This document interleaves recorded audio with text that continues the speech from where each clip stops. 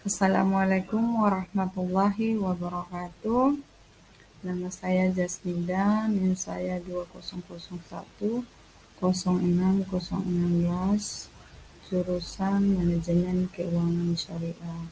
Di sini saya akan menjelaskan atau memaparkan pemahaman saya terkait mata kuliah manajemen risiko.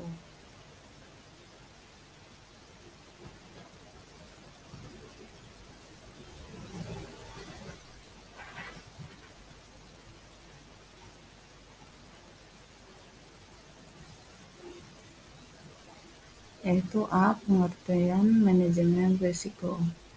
Secara harfiah, risiko adalah potensi terjadinya sesuatu berdampak buruk, baik bagi diri sendiri atau suatu entitas usaha. Dalam konteks bisnis, manajemen risiko adalah usaha guna menghindari risiko dengan cara memonitor risiko, melacak dan melakukan serangkaian upaya agar dampak risiko bisa diminimalisasi.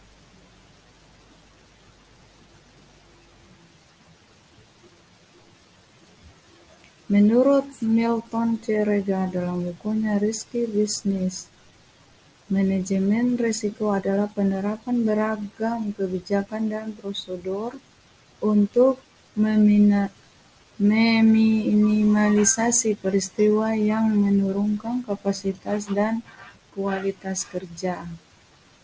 Dan dari pengertian di atas kita dapat menyimpulkan atau disimpulkan bahwa manajemen risiko adalah sebuah proses pengawasan, pengelolaan, dan pengambilan keputusan guna menghindari risiko kerugian atau efisiensi bisnis.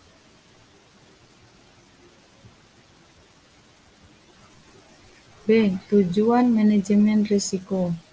1. Melacak sumber-sumber risiko, di mana melacak itu dapat dilakukan dengan riset atau menganalisis prosedur dari setiap aktivitas perusahaan.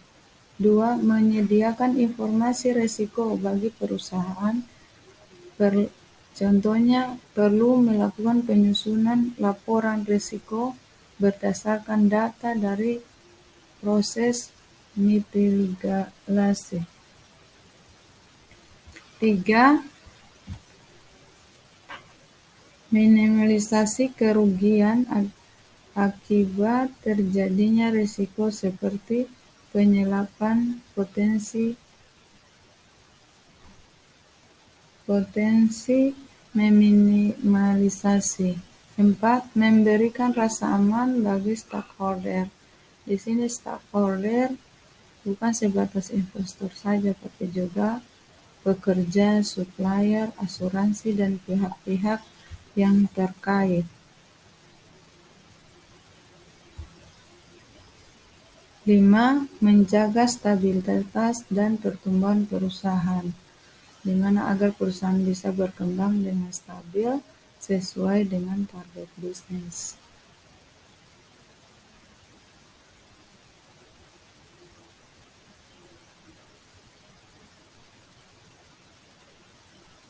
B.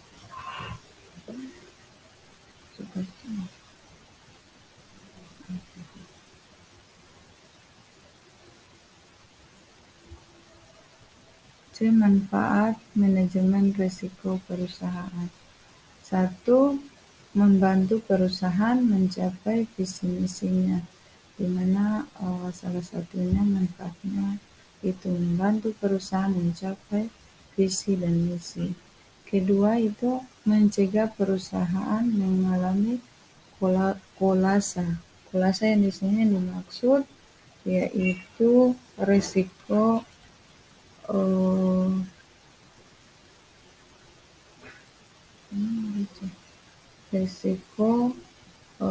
adanya faktor untuk mengakibatkan bisnis tersebut bangkrut.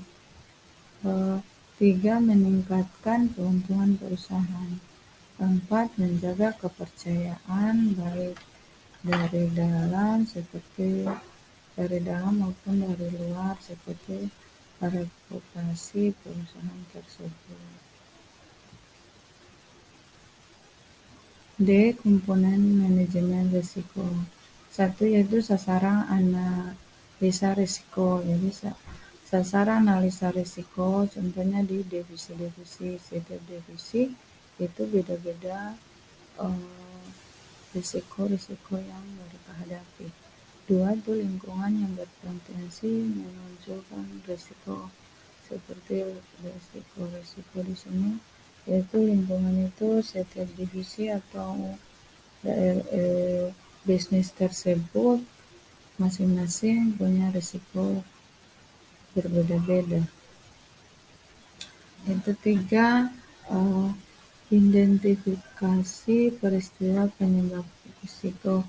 Contohnya itu kecelakaan kerja, kesalahan mengolah bahan baku, dan lain-lain. 4. Valuasi jenis risiko. Di sini valuasi jenis risiko itu yaitu mengevaluasi jenis-jenis risiko pada masing-masing yang dihadapi. 5. Mengambil keputusan atas risiko. Di sini mengambil keputusan atas risiko seperti mengambil kebijakan, mengambil keputusan atau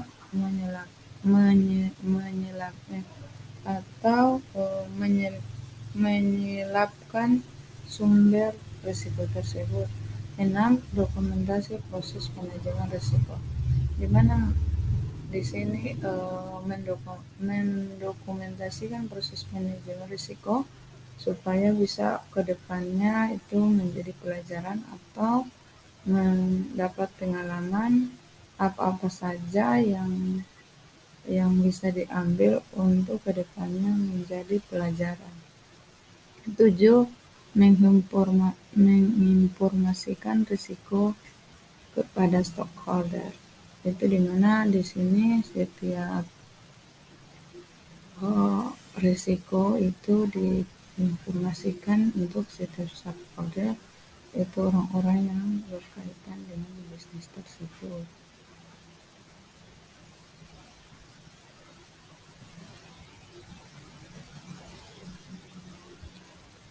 C. Jenis risiko dalam manajemen risiko. 1. Risiko bisnis, yaitu di sini 1 risiko bisnis yaitu risiko yang berkaitan langsung dengan aktivitas, contohnya pelatihan SDM. 2. Risiko geografis. Biasanya risiko geografis adalah risiko letak suatu perusahaan di mana di situ ada rawan gempa, tsunami, atau tanah longsor. 3. Risiko politik. Risiko politik di sini yaitu risiko kebijakan pemerintah yang mengakibatkan terjadinya permasalahan atau akibat dari kebijakan tersebut. 4. Risiko ketidakpastian ekonomi. Contohnya itu adanya terjadi inflasi, pertukaran mata uang yang tinggi atau lain-lain sehingga mempengaruhi bahan baku suatu produksi. 5. Risiko persaingan. Di sini risiko persaingan adalah risiko persaingan yang dihadapi dari luar, contohnya dengan perusahaan-perusahaan lain.